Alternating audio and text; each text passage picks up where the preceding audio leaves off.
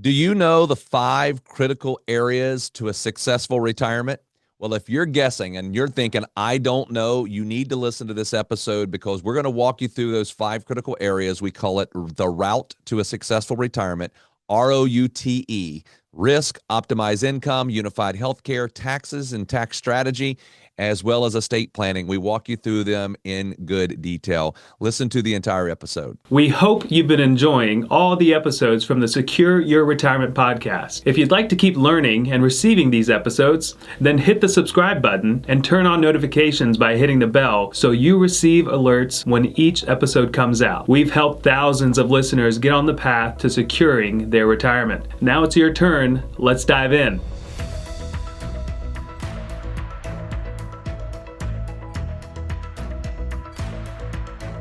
So, you know what I think is one of those things that people wonder about when they're talking to a financial advisor, Murs, is, what really is that first appointment and what does it look like and how does it feel? We kind of have broke down our process of how we talk to people into really what we call 2 key meetings: an evaluation meeting and a verification meeting. But I thought it would be nice just to kind of like talk about what an evaluation meeting is and what's the purpose of it. Some advisors might call it a discovery meeting. They might call it, all kinds of things. We call it an evaluation meeting. But if you were describing it to somebody, like how would you describe what an evaluation meeting is? Yeah.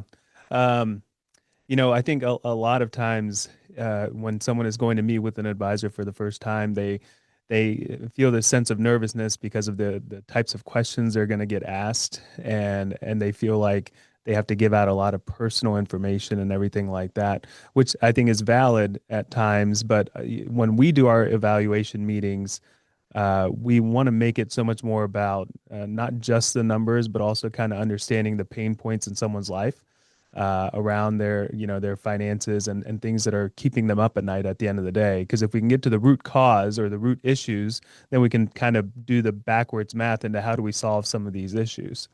And so we revolve around this acronym called ROUTE. And that covers a lot of areas when it comes to a really good financial plan. So what we believe is that we tell everyone this, there's 5 critical areas that are going to determine retirement success. And that first being the R in route being around risk management. How are we managing our risk? And are we comfortable with that? Or is that one of those things that's keeping us up at night? And then the next one being the O, which is optimizing our income. And is our income optimized? Do we have a financial plan? And then the other critical areas around unified healthcare. So do we understand what healthcare is going to look like for us if we retire early, if we retire later, into Medicare, all those different options, long-term care planning, things like that. And then T being around taxes, which is a big pain point for a lot of people. A lot of people feel like they're overpaying in tax or they don't understand their tax. And then the final one being estate planning, making sure those documents and those wishes and those goals are all in a place where things can transition in a nice way. And that in itself, while it seems like 5 letters, right? I mean, the amount of conversations that you've had with people, that is a big conversation. And so kind of, tell me from your perspective in these evaluation meetings, what are you seeing and how are people reacting to some of these conversations? Yeah, I think what I see the most is when we walk them through. And one of the things that we do I think this is interesting, is like let's just take risk.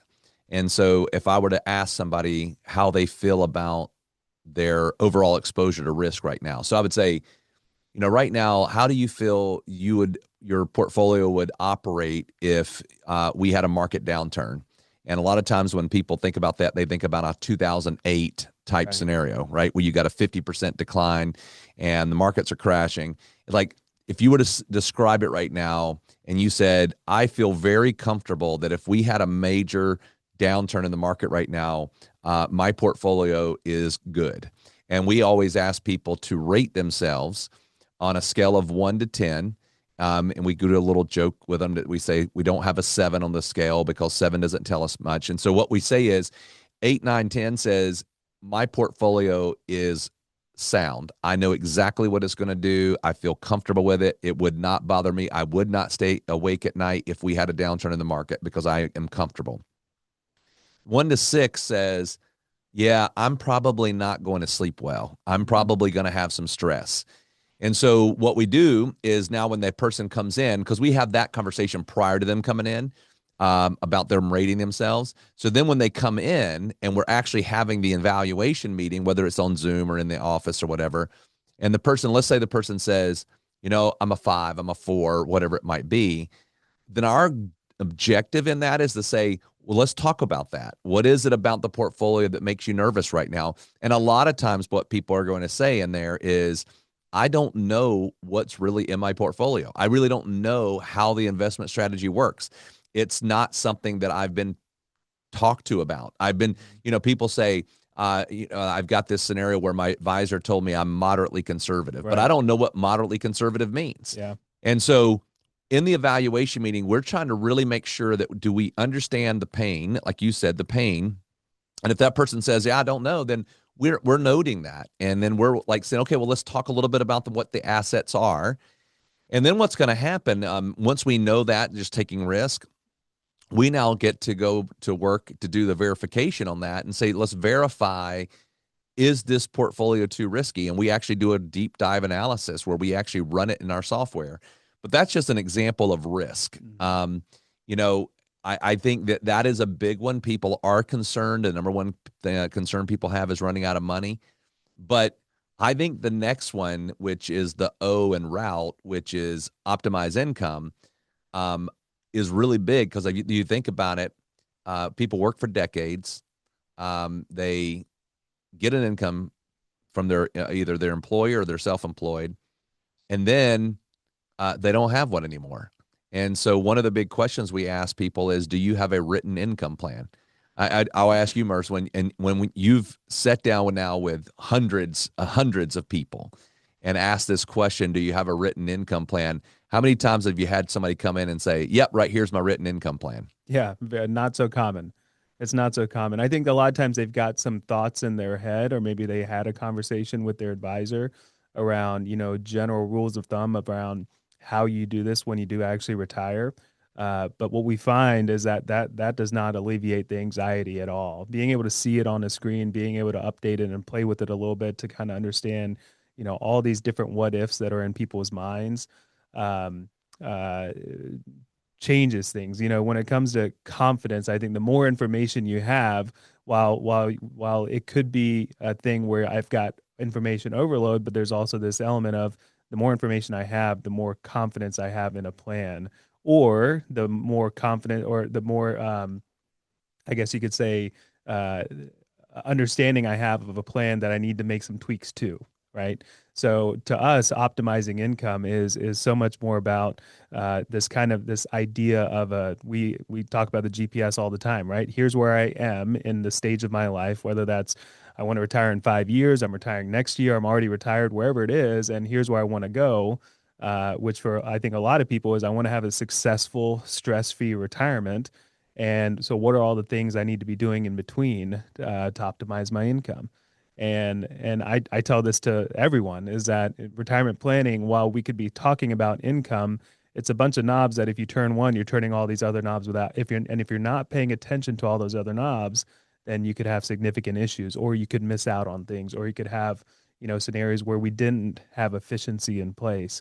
So that idea of having a financial plan that's put together and that it's optimized yearly through strategy and understanding of goals and withdrawals and how much money we're going to need this year versus next year, understanding our fixed income sources, making decisions around Social Security and pensions that are out there, all those different things. While it seems like a lot, but as we do it kind of step by step, confidence starts to go way up, right? And decision making becomes so much more easier because there's a lot of data behind it.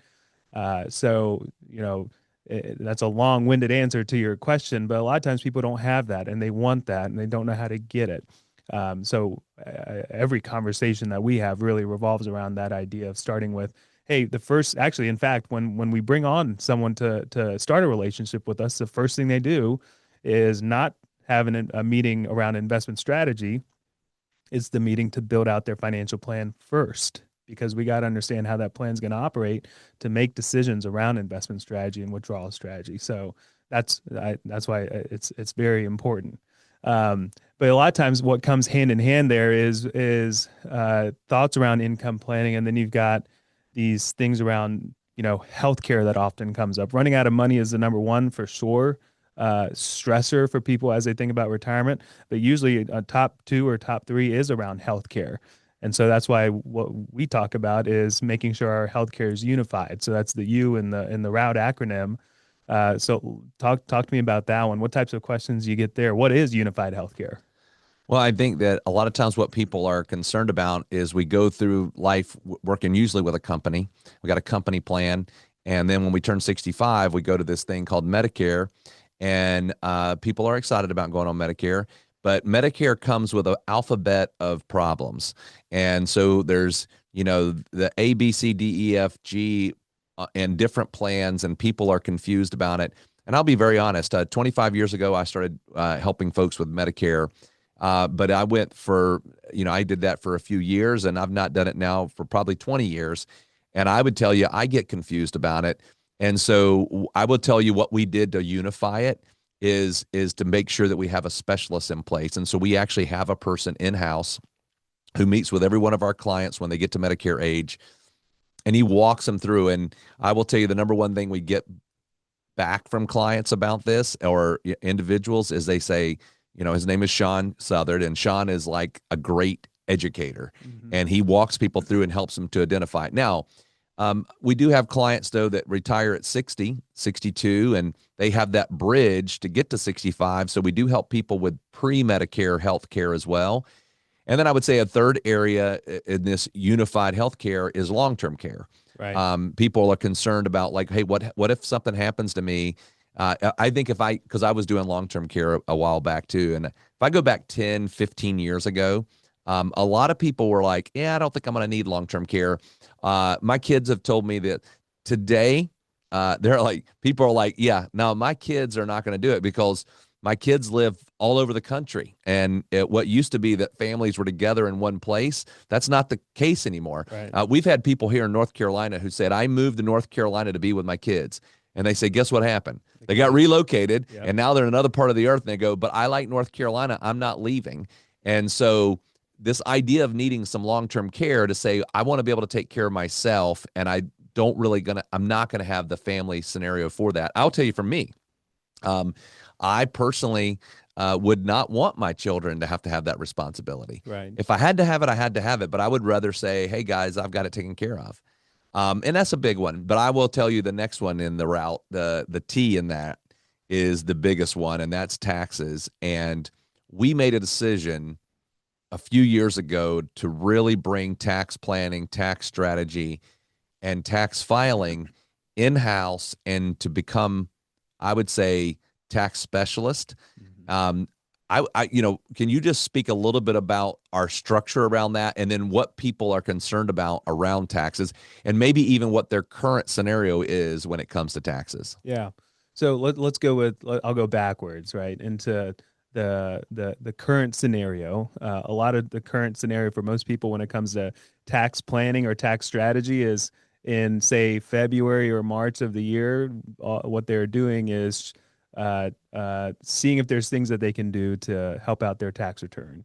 And while there usually are one or two things you can do, whether it's a contribution to a Roth, a traditional IRA, or putting money into your Roth, there's no tax benefit there, but there's a long-term benefit of that type of account. But there's not much else you can do. Maybe an HSA contribution, but that's about it when it comes to tax strategy after the calendar year has flipped over. That's what most people are doing. What we find, and we know, a lot of the strategies that work really well must be accomplished by 12/31. And if you miss that window, then you miss the ability to make your tax life any better. And so that's what a lot of people are doing, and they work with CPAs. And a lot of times, when we talk with the person about the relationship with the CPA, they say, well, they've been great for me, but they're really just a tax filer. They just kind of put it together. I pay what I owe, and then that's it. We wash, rinse, repeat every single year. But when we started talking about, well, there's got to be a better way to do this, and there's got to be uh, a better efficiency that we can put in place for true tax strategy, which again is prior to the calendar year flipping over. So we created this thing called tax strategy meetings. Now, just like we have Sean being our Medicare guru and pre-Medicare guru, we've got Taylor on our team who has really kind of shaped our firm's thinking in a lot of ways around tax planning. So she's a certified financial planner. She's an EA, which is what gives her that designation to say that she's really good about taxes. And so with her, and I'm sure a lot of you if you're listening, know that name because we bring her on all the time. She's a wealth of knowledge. But with her, she has basically put us in a place where we can run meetings that are, in most cases, hour-long meetings that start really the middle of the year all the way through the end of the year. And it's just talking about someone's tax situation, running a projection as far as what their taxation is going to look like for the year.